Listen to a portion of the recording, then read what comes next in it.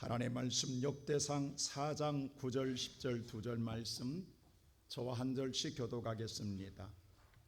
구약 성경 613페이지가 됩니다.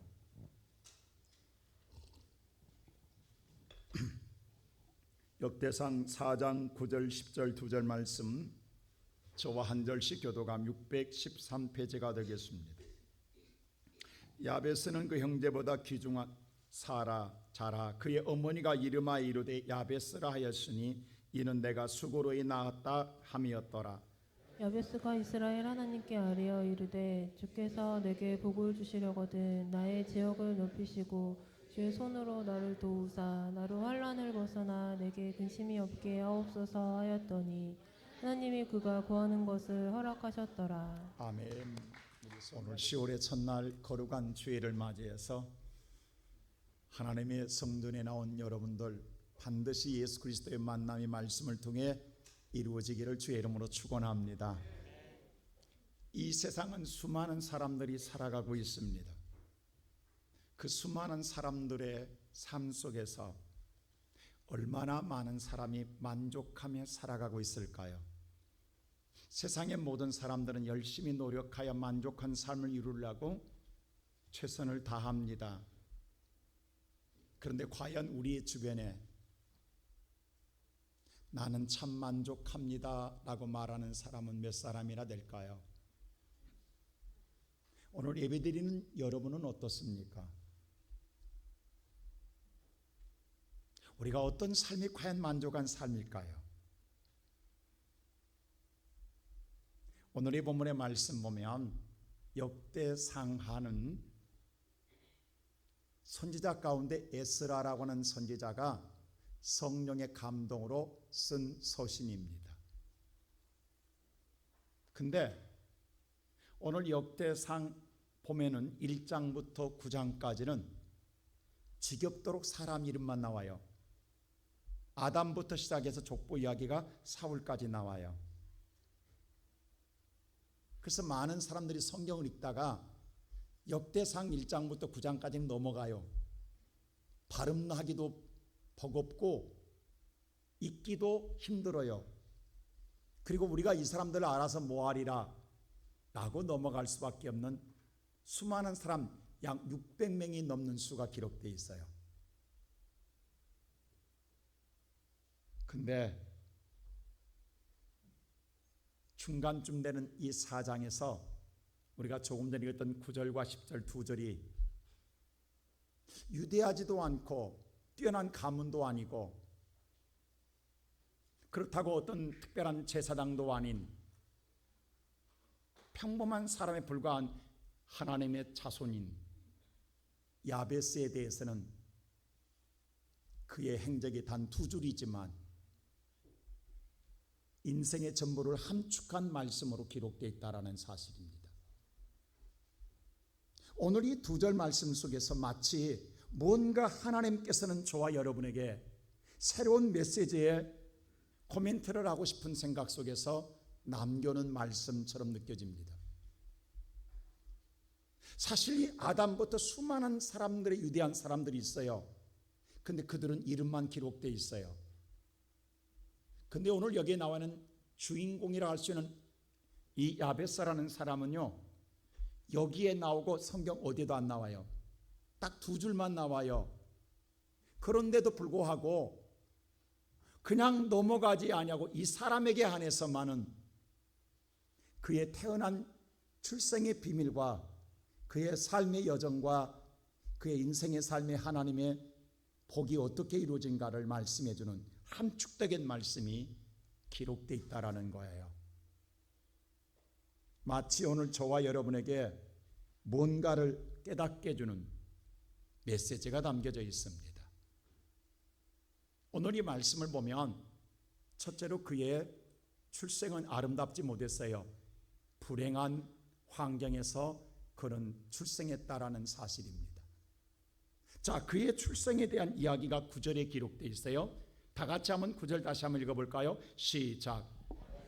그의 형제보다 귀중한 자라 그의 어머니가 이름하여 이르되 야베스라 하였으니 이는 내가 수고로이 낳았다 함이었더라. 자, 오늘 이 말씀을 한번 잘 보세요. 야베스의 탄생에 대해서 오늘 기록해 있는데 이상할 정도로 야베스의 어머니가 뭐라고 하냐면 오늘 구절 그대로 보여주고 계세요. 내가 수고로이 낳았다라고 이야기해요. 누구의 도움도 없이 내가 낳았다고 이야기해요. 그건 내가 낳을 때 너무도 수고롭게 낳았다라는 거예요. 아무도 내가 낳을 때 도와주지 않았다라는 거예요. 그리고 또 한 가지 의문인 것은 여러분 유대인의 풍습은요, 관습은 자식이 낳으면 반드시 아버지가 이름을 짓게 되어 있습니다. 근데 어떤 연고인지 모르나 여기 보면 그의 어머니가 이름하여라고 했어요. 야베스는 누가 이름을 지어줬어요? 어머니입니다. 출생도 혼자 내가 낳았다겠고 이름도 내가 지어줬다고 말하고 있어요. 그렇다고 한다면 야베스는 이 땅에 태어나기 전에 아버지는 없다라는 거예요. 여러 가지를 생각해 볼 수 있지만 어딘가가 아버지가 멀리 있다고 한다면 이름이라도 주었을 거예요. 근데 그 이름마다 줄 수 없는 상황이었다고 한다면 이 땅에 존재하지 않는다라는 거예요. 그건 뭘 말하느냐? 죽었다라는 거예요. 그러면 야베스는 유복자예요. 그래서 어머니 혼자 낳을 수밖에 없었고 혼자 수고할 수밖에 없었고 혼자 이름을 지을 수밖에 없었어요. 그래서 이름을 뭐라고 지었다고요? 야베스라고 지었어요. 히브리어 야베스는요, 그 뜻이 뭐냐면 바로 슬픔, 고통, 애롬이란 뜻을 가지고 있어요. 자, 여러분 생각해 보세요. 이스라엘 사람들이나 우리나 똑같은 감성 가지고 있어요. 자녀의 미래의 소망과 꿈과 잘 되기를 바라는 마음으로 이름을 짓습니다. 장명을 해요. 근데 어떤 부모가 슬픔아, 외로움아, 고통하라고 질 부모가 어디 있냐고. 평생 부르지 할 이름이 야 슬픔아, 야 슬퍼할 놈아, 야 애로워할 놈아, 고통스 이렇게 질 부모가 어디 있냐고. 슬플지라도 기쁨이나 즐거움이나 이삭은 기쁨이잖아요. 이렇게 솔로몬은 평화잖아요. 사무엘은 여호와 하나님의 응답이 듣다는 잖아요. 이렇게 짓지 않고 슬픔아, 고통아, 외로움아 이렇게 부를 부모가 어디 있냐고. 다시 말하여 오늘 야베스는 태어날 때에 이 오늘 어머니의 마음속에 아버지가 없는 아들을 태어나는 아들의 인생에 얼마나 슬프고 이게 고통의 멍에요 외로움이냔 말이에요. 그래서 그대로 뭐라고 지었어요?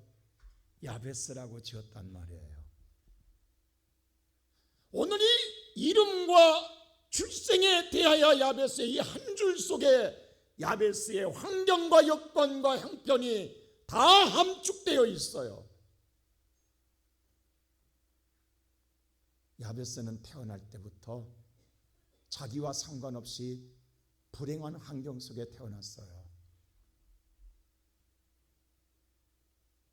그 당시에는요, 여성이 사회활동을 할 수 없는 시대입니다. 집안에 갇혀 살아야 돼요. 사람 취급받지 못해요. 여러분, 여성에게는 상속도 없어요. 근데 홀로 됐다가 한다면 살 길이 막막해요.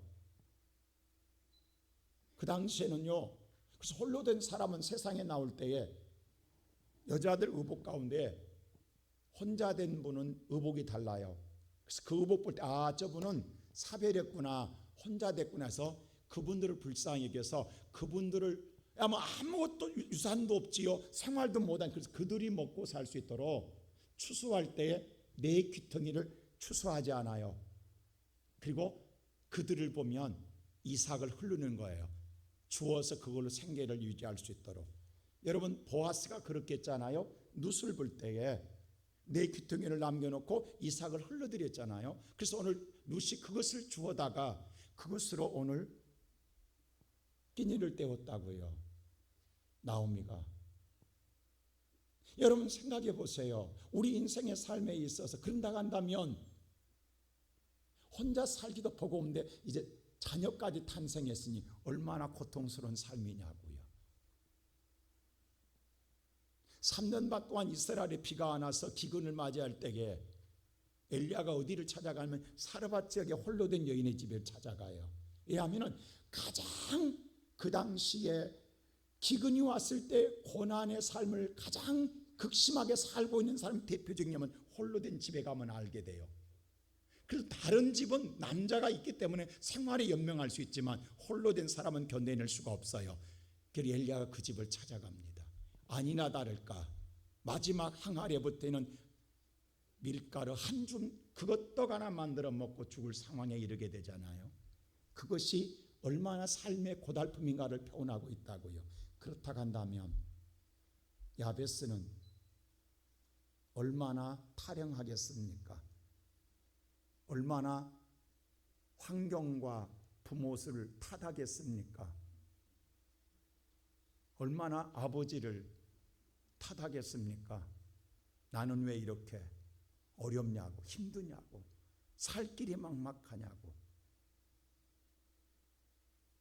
여러분 오늘 이 역대상에 기록된 수많은 사람들의 이름은 그래도 잘나든 못나든 하나님의 자녀의 이름으로 등록된 사람들이에요. 그들의 믿음이 뒤틀나든 떠나지 않든 간에 오늘 그들은 하나님을 믿는 자녀이기 때문에 오늘 그들의 이름이 족보에 기록되어 있어요. 그렇다고 한다면 믿음의 생활하고 있는 야베스의 삶 속에 이런 고난이 왔을 때에 날마다 한탄하고 원망하고 타령하고 살아야 할 거냐 이 말입니다. 여러분 우리가 한 가지 알아야 돼요. 세상 사람이야 막 가는 인생이요 사후의 세계가 없다고 생각하니까 마음껏 원망하고 타령하고 살지만 우리는 그렇게 살 수 없는 거예요. 여러분 우리 속담에 그런 말 있죠. 반말은 누가 들어요?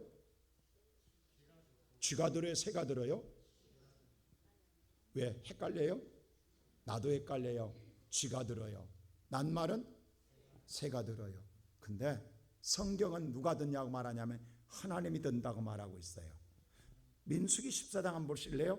자 27절 말씀 한번 보십시다. 이렇게 말해요. 시작. 원망하는 이 약한 회중에게 내가 어느 때까지 참으랴. 이스라엘 자손이 나를 향하여 원망하는 바 그 원망하는 말을 내가 들었노라. 그 원망하는 말을 내가 하나님이 말씀하기를 내가 들었노라고 이야기합니다. 듣는 걸로 하나님이 끝나는 게 아니라 28절에 보세요. 뭐라고 말하냐면 이렇게 말해요. 시작. 그들에게 이르기를 여호와의 말씀에 내 삶을 두고 맹세하노라. 너의 말이 내 귀에 들린 대로 내가 너희에게 행하리니. 근데 문제는 뭐냐면 너의 말에 들은 대로 너희가 말한 그 말을 내가 내 귀에 들은 대로 그대로 뭐하리라? 행하리라고 말씀한 말씀이 우리는 주목해야 합니다. 새도 아니요 쥐도 아니요 하나님이 듣고 있다라는 거예요. 근데 문제는 듣는 걸로 끝나는 것이 아니라 그 들은 대로 행하여 주리라고 말씀합니다. 그래서 여러분 예수를 믿는 사람은 말 조심해야 되는 거예요. 이건 꼭 여러분 기억하세요. 설마 이 생각하지 마세요. 그래서 오늘 잠언요 14장에서 잠언 17절 보세요. 이렇게 말해요. 다 같이 18장 20절 보세요. 시작. 사람은 입에서 나오는 열매로 말미암아 배부르게 되나니 곧 그의 입술에서 나는 것으로 말미암아 만족하게 되느니라. 사람은 오늘 그의 입에서 나오는 열매로 배부른다라는 거예요. 그렇다면 여러분의 입에서 나오는 열매가 뭡니까? 그걸로 배부른다라는 거예요. 축복을 오늘 입으로 쏟으면 축복으로 열매로 배부를 것이고 저주를 쏟으면 저주로 배부를 거예요. 뭘로 배부르고 싶습니까?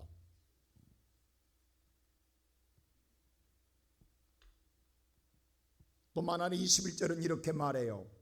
다 같이 시작. 죽고 사는 것이 혀의 힘에 달렸나니 혀를 쓰기 좋아하는 자는 혀의 열매를 먹으리라. 죽고 사는 것이 뭐에 있다? 혀에 힘이 있다라는 거예요. 여러분, 판사의 입의 명령에 따라 삶에 죽고 사는 수도 있어요. 성경은 말해요. 죽고 사는 문제가 혀의 힘에 있다라는 거예요.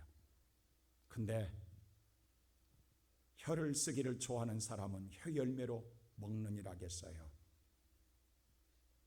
우리가 기도로, 혀로 기도해서 배불러요. 근데 또 한 가지는 아쉬운 건 그러고 난 다음에 나도 모르는 순간에 우리 입술을 사탄에게 빼앗겨서 분노 중에, 무지 중에 또 입으로 저주를 쏟고 분노할 때가 있어요.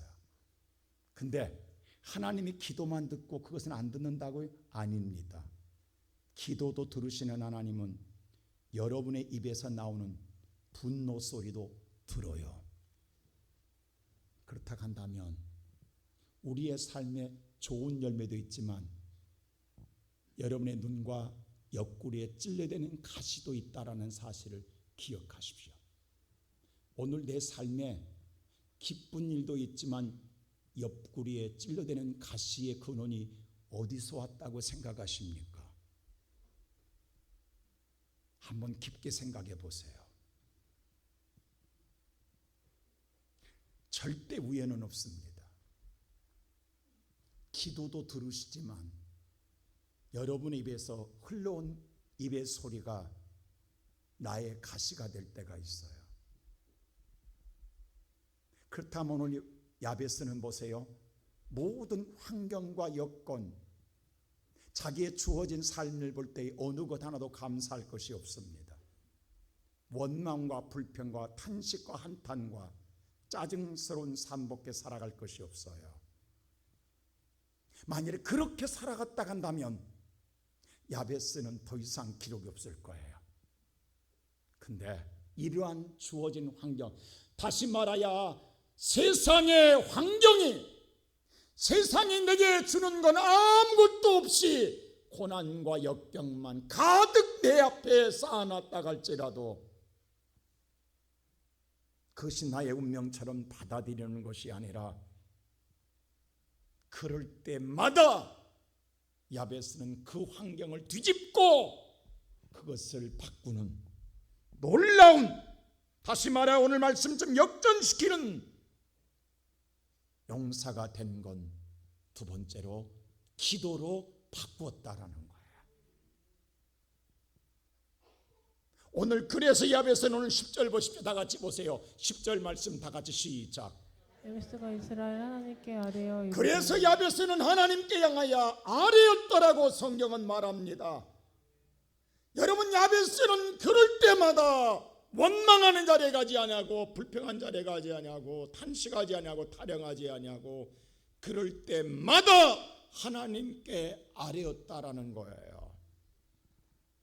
하나님께 아뢰고 또 아뢰고 또 아뢰었다라는 거예요. 기도했다라는 거예요. 그렇다고 야베스가 성령에 충만한 사람도 아닙니다. 믿음에 충만한 사람도 아닙니다. 그가 오늘 하나님의 특별한 오늘 사랑을 받은 사람도 아니요, 영적 오늘 그가 훈련을 받은 사람도 아닙니다. 평범한 지극히 무명의 용사 같은 무시당할 만한 사람입니다. 왜냐하면 그 위에 족보에 나오지 않는다니까요. 훌륭한 사람, 위대한 사람 아니라니까요. 그냥 저나 여러분처럼 아주 그냥 잊어볼 만한 평범한 사람이라고요. 그런데도 그는 세상에서 무시당하고 세상에서 억울함을 당하고 세상에서 너무도 오늘 힘들고 어렵기 때문에 그는 하소연할 데가 없어요. 아버지를 찾아가서 말할 데가 없어요. 그래서 그때마다 그는 어디를 가느냐? 하나님께 아뢰었다라는 거예요. 오늘 그의 기도의 내용 보면요, 지극히 평범합니다. 지극히 단순합니다. 지극히 현실적입니다. 대단히 그냥 아름다운 깊이 있는 신학적인 그러한 기도 내용도 아닙니다. 누구나 할 수 있는 보편적인 기도요, 아주 오늘 소박한 내용입니다. 9절 한번 다시 한번 보여주세요. 그의 기도 한번 보세요. 어떤 기도인가? 다 같이 오늘 10절 보세요. 10절 보면 보세요. 다 같이 시작. 원수가 이스라엘 하나님께 아뢰어 이르되 주께서 내게 복을 주시려거든 나의 제역을 넓히시고 주의 손으로 나를 도우사 나를 환난을 벗어나 내게 근심이 없게 하옵소서 하였더니 하나님이 그가 구하는 것을 허락하셨더라. 하나님 내게 복을 주시려거든 나는 영향력이 없습니다. 나는 지극히 무시당합니다. 나는 누구도 알아주지 않습니다. 나의 영향력을 넓힐 수 있게 해달라고. 나의 영향력을 넓힐 수 있게 해달라고. 나도 좀 세상 앞에 영향력을 줄 수 있는 사람 되게 해달라고. 그리고 주의 손이 나와 함께 하사. 여기서는 오늘 본문의 성경 말씀 환난이라겠지만 원문에는 나라고 하는 것은 죄악이에요. 하나님 죄악으로 말미암아 내가 고난과 역경과 가난이 찾아왔는데 나의 죄악을 사하여 주시옵시고 나에게 근심을 제하여 주소서. 날마다 먹고 사는 문제가 근심됩니다. 지극히 소박한 기도다고. 누구나 할 수 있는 기도, 일상적인 기도다고. 그렇게 훌륭한 기도, 위대한 기도도 아니다고요. 우리가 날마다 하고 있는 일용한 기도이다고요. 근데 그게 야베스의 뭐가 그 대단하다고 성경에 이렇게 기록됐을까요? 왜 하나님은 이것을 우리에게 알려주고 싶고 강조하고 있을까요? 그보다 더 위대한 기도가 있고 그보다 더 훌륭한 기도가 있고 그보다 더 믿음에 충만한 기도가 있는데 그 모든 사람들의 이름은 다 이름으로 끝나는데 야베스는 이와 같이 대극히 평범한 기도임에도 불구하고 하나님이 이렇게 하려고 있을까요? 여러분 하나님의 심정을 헤아려 보셨습니까?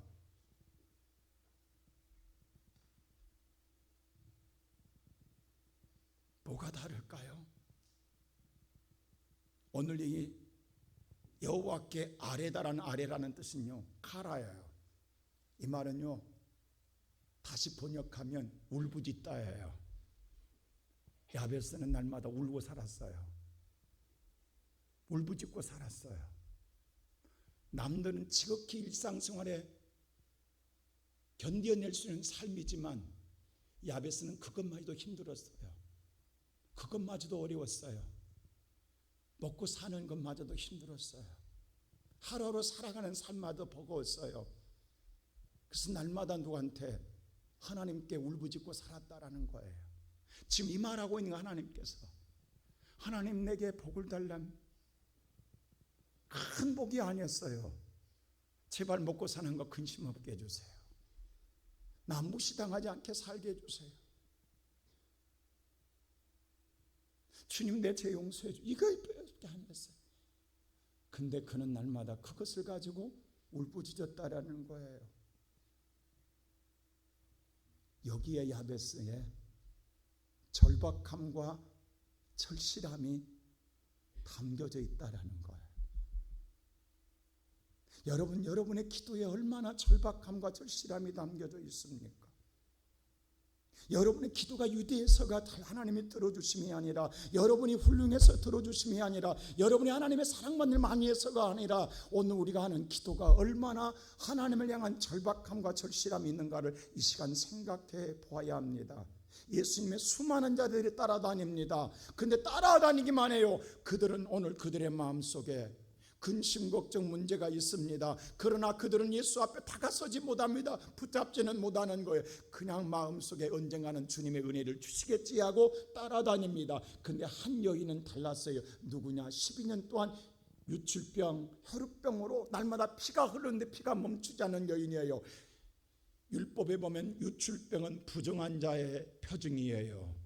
그래서 오늘 유출병 환자는 사람을 만나지 못해요. 부정한 자로 취급당해요. 그는 부정한 자이기 때문에 오늘 별궁 생활을 해야 돼요. 누구도 만져서는 아니 돼요. 나의 부정이 다른 사람에 오염되고 전염되기 때문에 그런 사람은 돌에 맞아 죽어요. 그래서 오늘 그는 갇혀 살아야 돼요. 그렇게 산 지가 12년이에요. 얼마나 오늘 사람이 그렇겠냐고.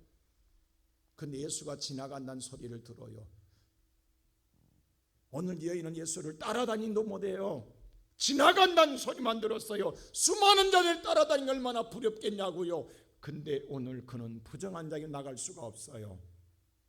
근데 그날은 그 여인이 돌에 맞아 죽을 각오하고 나가 예수의 옷깃을 붙잡습니다. 이것은 그의 절박함이었어요. 절실함이었어요. 돌에 맞아 죽어도 예수님의 은혜를 받고자 하는 그 절박함과 절실함이 예수를 붙잡게 했다고요. 이것을 주님이 보시고 가던 발걸음 멈추사 누가 내 옷깃을 만지냐며 아무도 모를 때에 내게서 능력이 나갔다 가시며 그 여인을 보고 여인아 내 믿음이 너를 구원했다고 말하지 않았어요. 여기서 예수님이 최초로 사용한 한 말씀이 있어요. 그 후로는 누구한테도 이 말을 하지 않았어요. 따라라고 했어요. 언제 예수님이 딸난 적이 있어요? 근데 이 여인에게 뭐라고 그래요? 따라 내 믿음이 구원해. 왜 이렇게 한 줄 아세요? 여인이라고 하면 그 여인은 낫고 돌에 맞아 죽어요. 근데 유일하게 율법에서 가족은 부정한 자가 만져도 돌에 맞아 죽지 않습니다. 그래서 예수님 알고 뭐라고 불러요? 따라라라고 부릅니다. 얼마나 놀랍습니까? 오늘 이 시간 예배드리는 성도 여러분, 오늘도 우리는 주님 앞에 왔다 갑니다. 이것이 내가 다 했다고 생각하십니까? 오늘도 은혜 주면 다행이고 아니면 가고 다음 주도 또 왔다 또 가고 우리는 이렇게 날마다 신앙생활을 평생 하시렵니까? 언제 내게 하나님 은혜가 임할 것 같습니까? 근데 이 가운데에 나는 오늘이 아니면 끝나라는 생각 속에 절박함과 절실함을 가진 사람의 누군가가 예수를 붙잡는 자는 하나님의 은혜가 임할 줄로 믿습니다. 그는 그 예배가 다를 것입니다. 똑같지 않습니다. 야곱 보세요. 파란 땅에 가서 성공하고 돌아옵니다. 금이 한양 돌아옵니다. 많은 재물과 자식과 아내를 거느리고 돌아와요. 근데 그에게 위기가 찾아옵니다. 자기의 재산을 가져간 걸 20년 동안 칼을 간 형제가 있어요. 에서입니다. 그가 군사 400명을 거느리고 죽이러 오잖아요. 이것을 야곱이 얼마나 간이 떨리는 이야기냐고요. 성공하면 뭐하냐고, 잡히면 잡아 죽는데. 그때 야곱은요 그날 밤부터 철야하기 시작합니다. 그리고 무슨 궁리한지 아세요? 첫 번째 철야는 3일 경야하는 데에 첫 번째 하고 뭘 보내요? 많은 양떼와 낙타를 보냅니다. 물질로 해결하려고 그래요. 돈으로 해결하려고 그래요. 근데 이게 안 통해요. 에서에게 돈을 줬어요. 오늘로 말하면 왜? 재물을 갖다 줬어요. 많은 양떼를 주면 그걸로 마음이 녹아질 줄. 근데 아니었어요. 두 번째 사람을 보내요. 아내와 내 아내와 자식들을 다 보내요. 혹시라도 조카들 보면 마음이 녹아질려나. 그것도 안 돼요. 마지막 4번째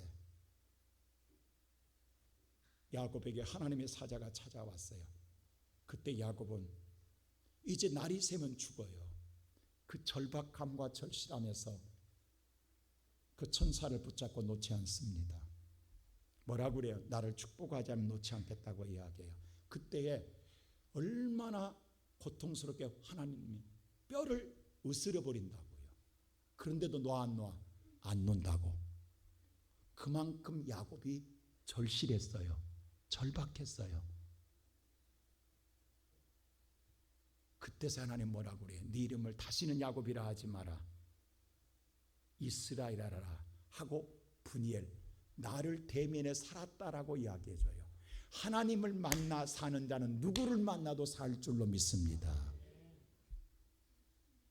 오늘 이 시간 예배드리는 성도 여러분, 저와 여러분에게 이 절박함과 절실함이 있습니까? 우리는 오늘 어쩌면 야곱처럼 기도하지만 우리의 머릿속에는 아직도 돈이 있어. 돈으로 해결하면 되지, 사람으로 해결하면 되지, 힘으로 해결하면 되지, 이 생각하고 살고 있지는 않습니까?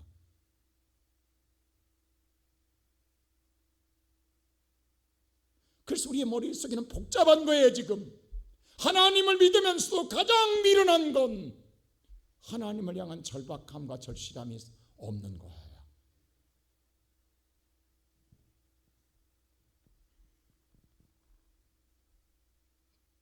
저는 이 말씀을 준비하면서 밤새 절박함에 빠졌었어요.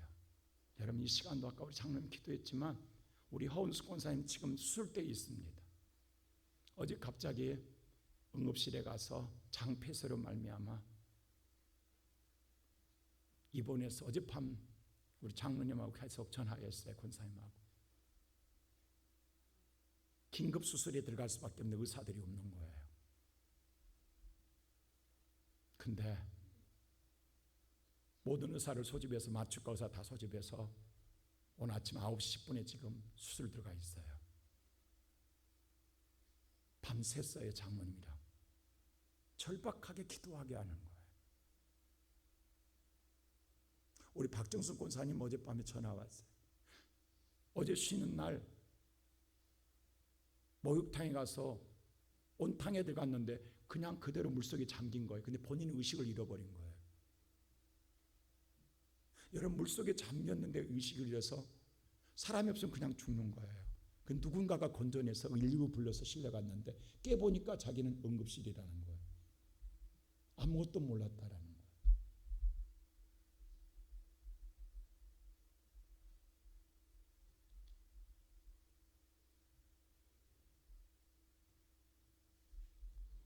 우리 권사님 아들은 지금 백혈병으로 한양대병원 묵인실에서 지금 항암 투여하고 있어요.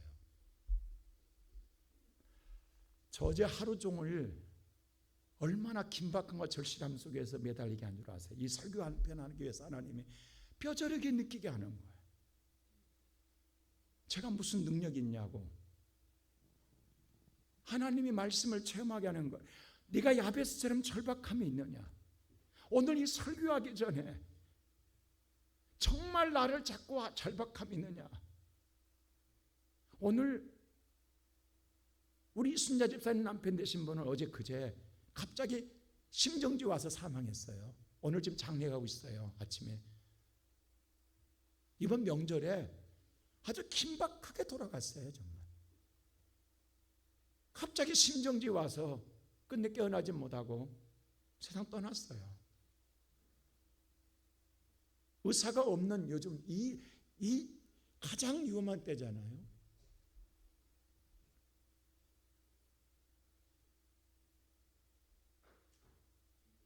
죄송합니다. 있는 그대로 이야기. 우리 권사님 손녀 어제 출산날인데 출산하다가 의사가 없어가 개복하다가 아이 세상 떠났어요.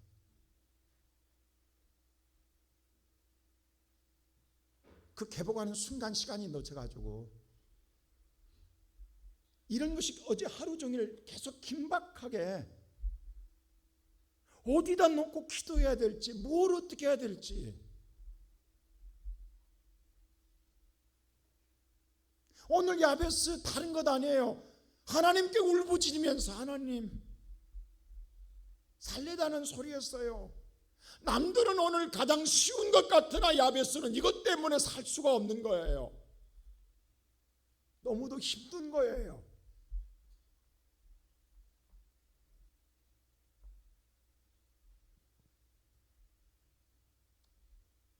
그래서 그는 어디에도 하소연할 데 없으니까 하나님께 매달릴 수밖에 없는 거예요.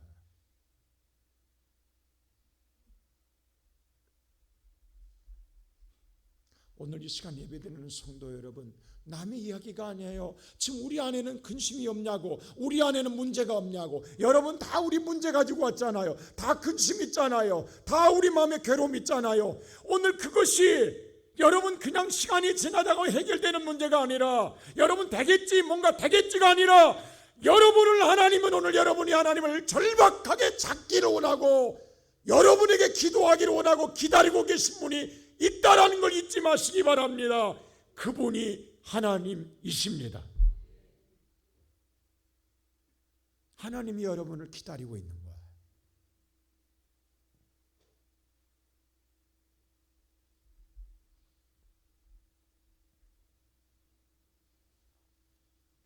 여러분의 절박함이 돈으로 해결된다고요? 사람으로 해결된다고요?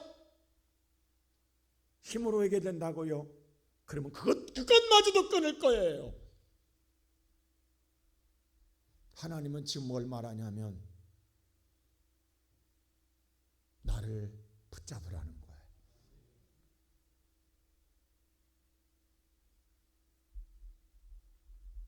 누가 가난해지고 싶어서 가난하냐고, 누가 재앙을 맞이하고 싶어서 재앙을 맞이하냐고, 누가 오늘 저와 여러분이 실패하고 싶어서 실패하냐고요. 그러나 나와 상관없이 찾아왔을 때에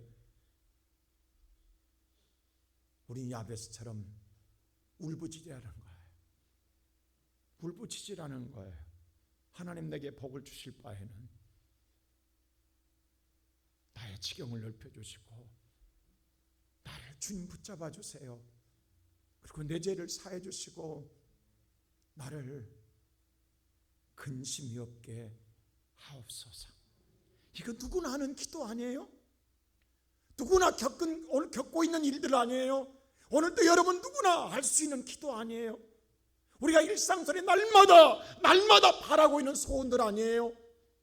이걸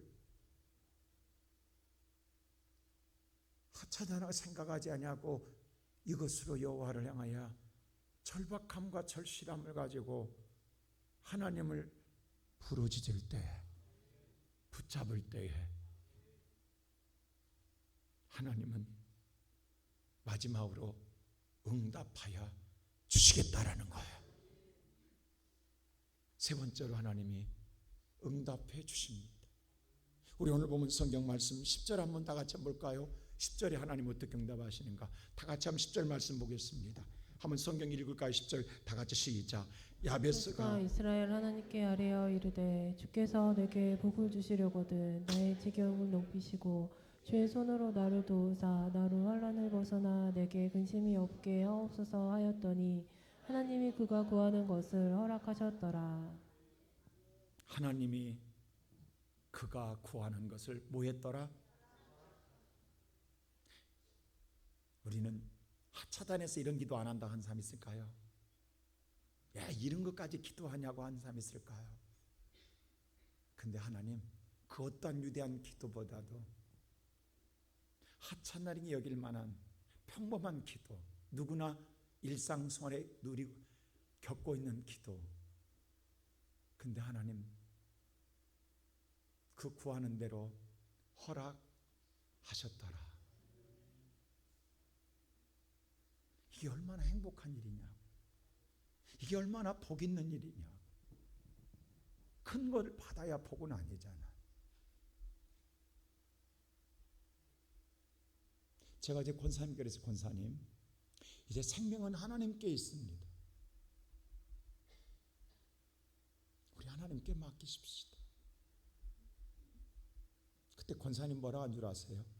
그래요 목사님. 답은 한마디였어요. 그래요 하나님.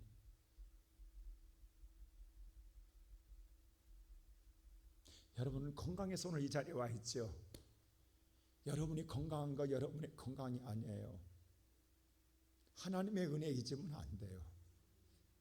이게 하나님의 은혜라고. 한 생명은 세상을 보지도 못하고 떠났어요. 한 사람은 갑자기 심정지로 떠났어요. 한 사람은 죽음의 사선에 놓여 있어요.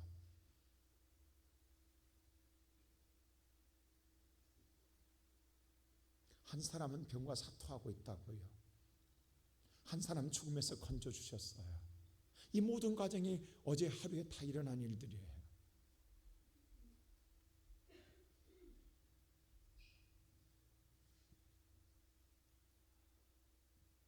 우리나라 사람 가운데에 미국에서 가장 성공한 사람 한 사람이 강영우 박사라는 분이 계세요.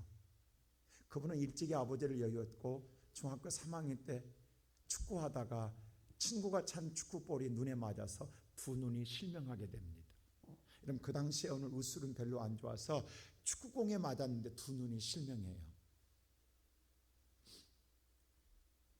근데 그 소리를 듣고 어머니가 너무 충격받아서 8시간 만에 뇌일렬로 세상을 떠납니다. 그래서 누나가 18살 누나가 가장이 되어서 세 형제를 봉직공장에서 다니면서 생활하는 거예요. 누나가 키우는 거예요. 근데 얼마나 누나가 그 새 아이를, 그 나이도 18 어리잖아요. 재봉틀로 밤을 새워서 과로로 그만 쓰러져 죽습니다. 이렇게 재앙이 겹겹이 찾아왔어요.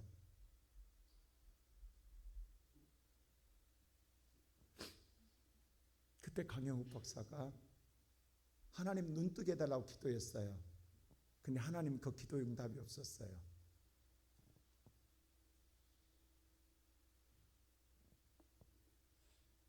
근데 훗날 이런 말을 해요. 그때 하나님 응답했다면 나는 다시 누나의 대를 해서 가족을 봉양해야 되기 때문에 봉제사가 되었을 것이다.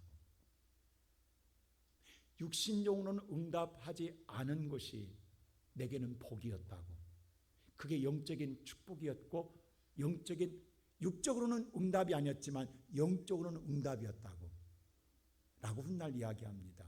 왜냐하면 그래서 그는 다시 중학교 1학년에 가서 점자 공부를 맹인학교에서 배웁니다.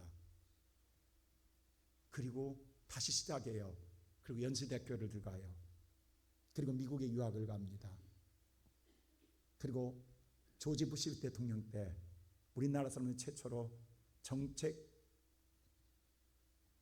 오늘 보좌관이 됩니다. 차관보는요, 대단한 우리나라 사람은 최초로 미국 행정부의 최고 고위직에 올라간 사람입니다. 차관보까지 올라갔습니다. 그리고 두 아들이 있었어요. 두 아들이 하버드대를 나와서, 한 아들은 아버지처럼 눈먼 자의 눈을 치료하겠다고 안과 의사가 되고, 한 아들은 법대에 나와서 변호사가 됩니다. 그가 한국에 와서 무슨 단정한 줄 아세요? 하나님이 내게 기도를 응답해 주셨습니다. 그때에 나의 눈을 뜨지 않게 한 게 하나님의 응답입니다. 떴으면 나는 재봉사가 됐습니다. 뜨지 않게 했기 때문에 오늘 세계에 나의 지경을 넓힌 하나님의 축복의 사람이 됐습니다.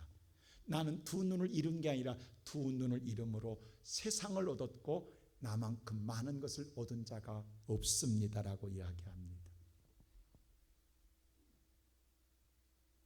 얼마나 기도했겠어요? 얼마나 절박함에 기도했겠어요? 아버지도 어머니도 누나도 죽었을 때에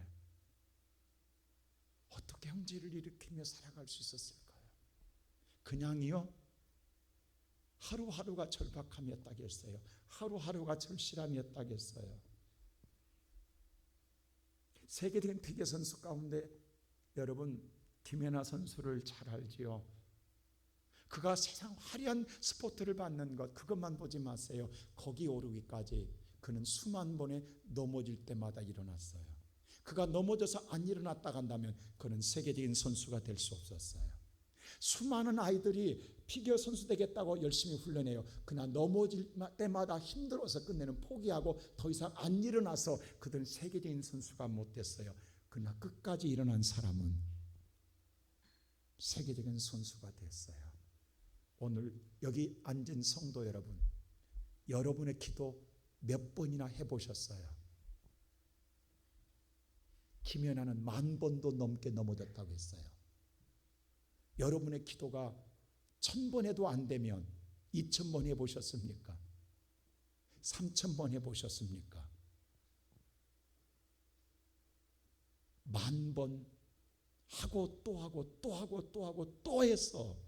넘어져도 또 넘어지고 또 넘어져도 포기하지 않고 일어서 계속 기도해 왔다 한다면 저와 여러분은 세계적인 사람이 아니라 가장 존귀한 자가 될 줄로 믿습니다.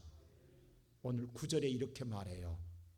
하나님 뭐라고 말하면 야베스는 그 형제보다 귀중한 자라. 많은 형제가 있어요. 오늘 이 1장부터 9장까지 600명 넘는 많은 자들의 이름이 기록되어 있어요. 그 많은 형제들보다 절실함과 절박함으로 기도하는 하나님을 붙드는 그 사람이 가장 하나님이 존귀한 자로 보시는 줄로 믿습니다. 하나님은 다른 사람을 존귀하게 여기는 게 아니라 하나님을 끝까지 붙잡고 기도하는 사람을 존귀하게 여기십니다. 10월은 추수의 계절이라고 이야기해요. 결실의 계절이라고 이야기해요. 풍요의 계절이라고 이야기해요. 우리 영적인 풍요, 결실, 추수는 뭘로 하나요? 기도에는 없어요. 기도만이 거두어 드리는 거예요. 기도로만이 거두어 드리는 거예요. 10월달 어떻게 하든 또 기도하고 또 기도하고 또 기도해서 여러분의 삶의 소박함, 여러분의 함에 어떤 것이라 할지라도 하나님께 다시금 절박함과 간절함을 가지고 구하고 또 구하고 또 구하고 또 구하고 응답이 없으면 또 구해서라도 하나님 앞에 제2의 야베스가 되고 제3의 야베스가 되어서 여러분의 구한 것을 다 허락하셨더라. 이 은혜를 누리는 우리 모든 성도들이 되시기를 주님의 이름으로 축원합니다.